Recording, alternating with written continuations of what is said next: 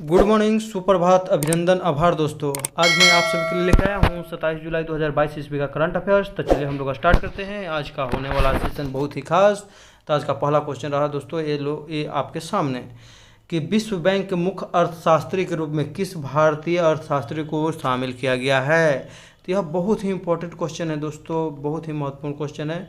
तो विश्व बैंक के मुख्य अर्थशास्त्री के रूप में किस भारतीय को अर्थशास्त्री के रूप में शामिल किया गया है दोस्तों। तो याद रखिएगा इंदरमित गिल, याद रखिएगा, बहुत ही इंपॉर्टेंट क्वेश्चन है। इंदरमित गिल दोस्तों, इंदरमित गिल। कौशिक बसु दोस्तों इनसे पहले ही अर्थशास्त्री माने रह चुके हैं विश्व बैंक में। यह प्रथम भारतीय थे, जबकि दूसरे भारतीय इंदरमित गिल बन गए हैं, भी ध्यान रखिएगा। तो इंदरमित गिल पद पर नियुक्त होने वाले दूसरे भारतीय हैं। इनसे पहले कौशिक बसु 2012 से 16 तक इस पद पर रहे। विश्व बैंक के प्रेसिडेंट कौन है दोस्तों। तो डेविड मालपास। विश्व बैंक का मुख्यालय कहाँ में है, वाशिंगटन डीसी, और आईएमएफ का मुख्यालय भी वाशिंगटन डीसी में दोस्तों। विश्व स्वास्थ्य संगठन में डिप्टी डायरेक्टर जनरल रह चुकी हैं सौम्या स्वामीनाथन, अभी वर्तमान में चीफ साइंटिस्ट विश्व स्वास्थ्य संगठन के दोस्तों, याद रखिएगा, मुख्य वैज्ञानिक सलाहकार। गीता गोपीनाथ दोस्तों यह है deputy managing director of international monetary fund, IMF जो है डिप्टी मैनेजर डायरेक्टर, अब प्रथम है दोस्तों, याद रखिएगा। विश्व बैंक का जुड़वा बहन किसे कहते थे, आईएमएफ को कहते हैं। ब्रेटन वुड्स सम्मेलन में दोनों का स्थापना होता है दोस्तों, आईएमएफ और विश्व बैंक का 1944 में, याद रखिएगा दोस्तों। आईएमएफ दोस्तों, तो आईएमएफ के अभी वर्तमान में 190 सदस्य देश है। 190वां कौन बना है दोस्तों, तो यह है अंडोरा दोस्तों, याद रखिएगा। भारत में अंतर्राष्ट्रीय महत्व के 5 नए आर्द्रभूमि स्थल नामित किए हैं, जिसमें तमिलनाडु में 3, करिक्किली पक्षी अभयारण्य, पल्लीकर नई Mars reserve forest, Pichavaram mangrove, ये 3 जो है तमिलनाडु में दोस्तों। जबकि मिजोरम में 1 पाल आर्द्रभूमि और मध्य प्रदेश में 1 आर्द्रभूमि स्थल है साक्ष्य सागर, याद रखिएगा, साक्ष्य सागर मध्य प्रदेश में दोस्तों। इस प्रकार देश में रामसर साइटों की कुल संख्या 49 से बढ़कर कितना हो गया दोस्तों, तो 54, याद रखिएगा। बिहार में एकमात्र रामसर साइट स्थित है दोस्तों, याद रखिएगा, कांवरतल, याद रखिएगा, कांवरतल, जो कि बेगूसराय जिला में है, याद रखिएगा। बीपीएससी में इस बार का क्वेश्चन जो पेपर जो कैंसिल हुआ दोस्तों, उसमें पूछा जा चुका था। सेंट्रल विस्टा प्रोजेक्ट के तहत नई संसद भवन का निर्माण नई दिल्ली में किया जा रहा है। नए संसद भवन के लिए यह प्रोजेक्ट जो है टाटा प्रोजेक्ट लिमिटेड तैयार कर रहा है, जिसमें कुल खर्च 971 करोड़ रुपये आएंगे। इसके वास्तुकार कौन है दोस्तों, तो याद रखिएगा, जो सेंट्रल विस्टा प्रोजेक्ट की तरफ नई संसद भवन बन रहा है उसके वास्तुकार हो जाएंगे बिमल पटेल, याद रखिएगा। बहुत ही इंपॉर्टेंट क्वेश्चन है दोस्तों। नया भवन जो है त्रिकोण आकार आकृति में होगा, ये भी इंपॉर्टेंट क्वेश्चन पूछा जा सकता है, बहुत ही इंपॉर्टेंट। हाल ही में जो दोस्तों सारनाथ के सिंह स्तंभ जो है उसको जो है एक बहुत बड़ा सिंह स्तंभ वहाँ पर लगाने के लिए बनाया गया है दोस्तों। हाल ही में किसे जेसी डेनियल अवार्ड 2022 से सम्मानित किया गया है। तो जेसी डेनियल अवार्ड किसे मिला दोस्तों, तो जेसी डेनियल अवार्ड जो है दोस्तों केरल का जो है फिल्म जगत का सर्वोच्च पुरस्कार है दोस्तों, जेसी डेनियल अवार्ड। तो यह मिला है केपी कुमारन को दोस्तों, याद रखिएगा, केपी कुमारन को दिया गया है यह अवार्ड, केपी कुमारन। तो जेसी डेनियल अवार्ड 2022 केरल सरकार का सर्वोत्तम फिल्म पुरस्कार है। सुभाष चंद्र बोस आपदा प्रबंधन पुरस्कार 2022 में किसे दिया गया दोस्तों, तो व्यक्तिगत रूप से विनोद शर्मा, जबकि संस्थागत रूप पर गुजरात के आपदा प्रबंधन संस्थान को दिया गया।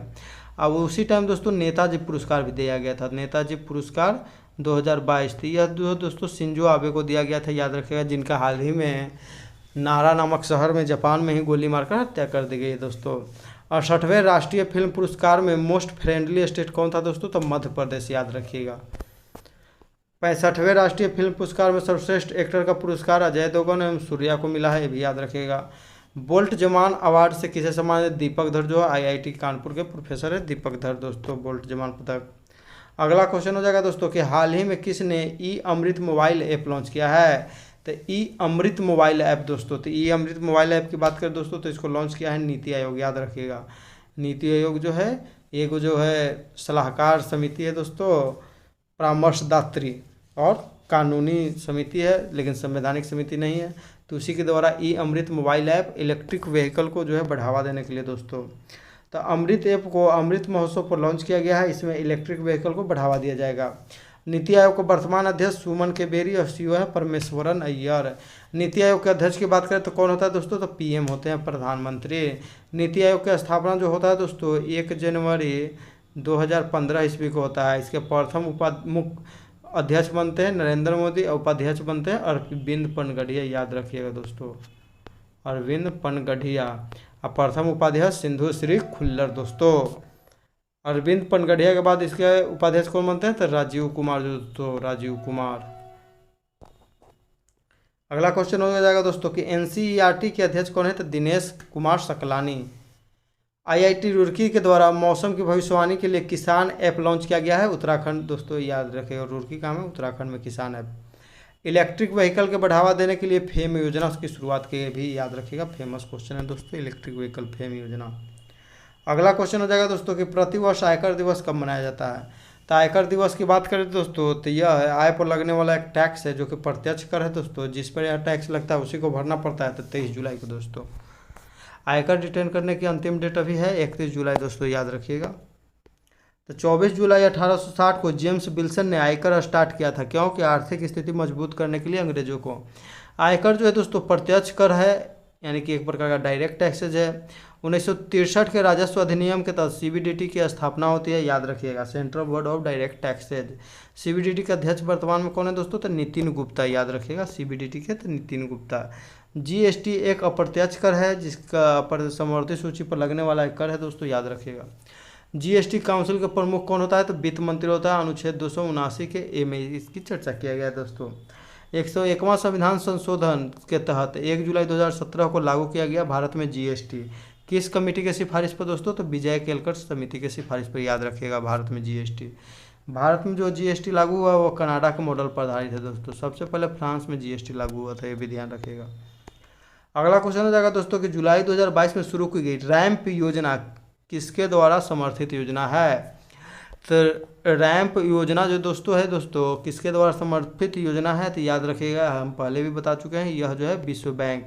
विश्व बैंक जो है इसमें रैंप योजना में जो है भारत सरकार का मदद कर रहा है दोस्तों, याद रखिएगा। तो रैंप का फुल फॉर्म होता है राइजिंग एंड एक्सेलरेटिंग परफॉर्मेंस। इसमें जो है 6062 करोड़ रुपए खर्च होने वाले हैं, जिसमें से वर्ल्ड बैंक 3750 करोड़ रुपए का कर्ज दे रही है, भारत सरकार को सहायता करेगा, और भारत सरकार 2312 करोड़। आईएमएफ का मुख्यालय कहाँ है दोस्तों, तो आईएमएफ का मुख्यालय है वाशिंगटन डीसी दोस्तों, वाशिंगटन डीसी। डीसी का अर्थ होता है डिस्ट्रिक्ट ऑफ कोलंबिया दोस्तों। डिवाइन योजना नॉर्थ ईस्ट जो भारत के क्षेत्र हैं, राज्य हैं, उसको विकास से डिवाइन योजना, पीएम डिवाइन योजना दोस्तों। हाल ही में उड़ीसा राज्य को एमएसएमई पुरस्कार से सम्मानित किया गया, ये भी याद रखेगा, एमएसएमई पुरस्कार। पर्वतमाला प्रोजेक्ट का संबंध किससे है दोस्तों, तो रोपवे सेवाओं से है पर्वतमाला प्रोजेक्ट। अब भारत का पहला निजी रोपवे सेवाओं को, माने सार्वजनिक रूप से रोपवे सेवाओं को इस्तेमाल करने वाला भारत का पहला जो है शहर कौन हो जाएगा दोस्तों, तो यह है वाराणसी। यह जो विश्व का तीसरा शहर है। अगला क्वेश्चन दोस्तों कि चर्चा में रहा सकुराजीमा ज्वालामुखी किस देश में है, तो सकुराजीमा जी से हो गया दोस्तों जीमा, जीमा यानी कि जापान में दोस्तों सकुराजीमा ज्वालामुखी। तो सर्वाधिक अगर ज्वालामुखी की बात करें या भूकंप या सुनामी आता है तो कहीं पर आता है तो परिप्रशांत पेटी में आता है, यानी कि जिसे रिंग ऑफ फायर यानी कि अग्नि वलय का क्षेत्र भी कहते हैं दोस्तों, याद रखिए परिप्रशांत पेटी। जापान के वर्तमान में प्रधानमंत्री कौन है दोस्तों, फूमियो किशिडो। क्वाड की चौथी बैठक जो है टोक्यो जापान में, 5वीं बैठक 2023 में ऑस्ट्रेलिया में होगा, ये भी याद रखेगा। क्वाड में 4 देश शामिल है। धर्म गार्जियन एक्सरसाइज भारत और जापान के बीच, और MPX एक्सरसाइज हाल ही में किया गया भारत और जापान के बीच दोस्तों। भारत का एकमात्र सक्रिय ज्वालामुखी कौन है दोस्तों, तो बैरन द्वीप, अंडमान निकोबार स्थित में शामिल है बैरन द्वीप दोस्तों, याद रखिएगा ज्वालामुखी। ऑस्ट्रेलिया में एक भी ज्वालामुखी नहीं दोस्तों, ये भी याद रखिएगा आप लोग।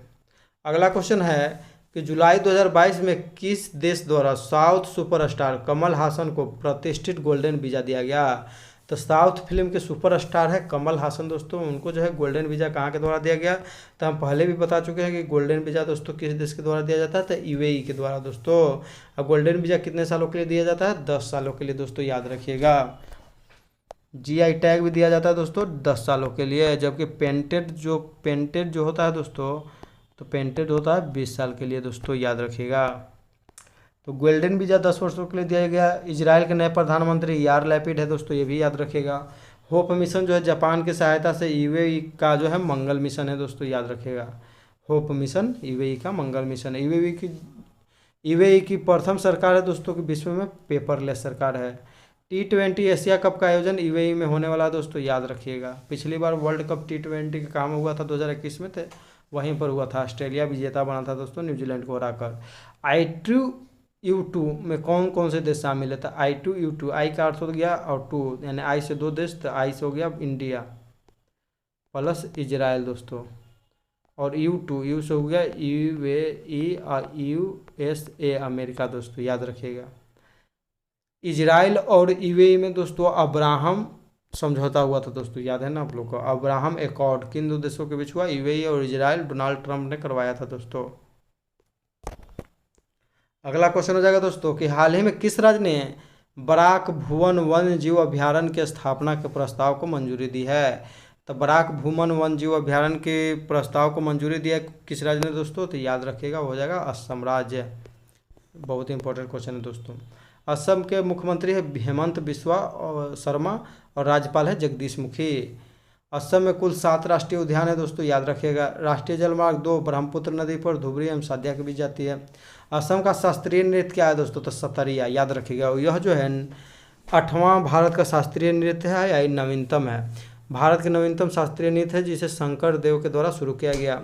यहाँ का जो है बिहू और बगरुम्मा ये भी प्रमुख नृत्य है दोस्तों। वन जीव संरक्षण अधिनियम 1972 में आता है दोस्तों, जबकि टाइगर संरक्षण अधिनियम जो आता है दोस्तों 1973 में आता है, ये भी याद रखिएगा 1 साल बाद। कंचनजंगा नेशनल पार्क सिक्किम में स्थित है दोस्तों, याद रखिएगा। कंचनजंगा दोस्तों मिश्रित वर्ल्ड हेरिटेज, भारत का एकमात्र मिश्रित वर्ल्ड हेरिटेज जो कि प्राकृतिक और निजी रूप से दोनों तरफ से प्राकृतिक और अथी भी है दोस्तों, मानव के द्वारा निर्मित कंचनजंगा को शामिल किया गया।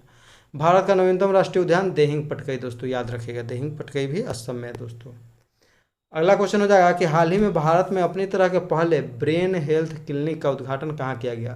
तो ब्रेन हेल्थ क्लिनिक का उद्घाटन कहाँ किया गया दोस्तों? तो याद रखिएगा ब्रेन हेल्थ क्लिनिक बस है बेंगलुरु में दोस्तों, याद रखिएगा ब्रेन हेल्थ क्लिनिक बेंगलुरु।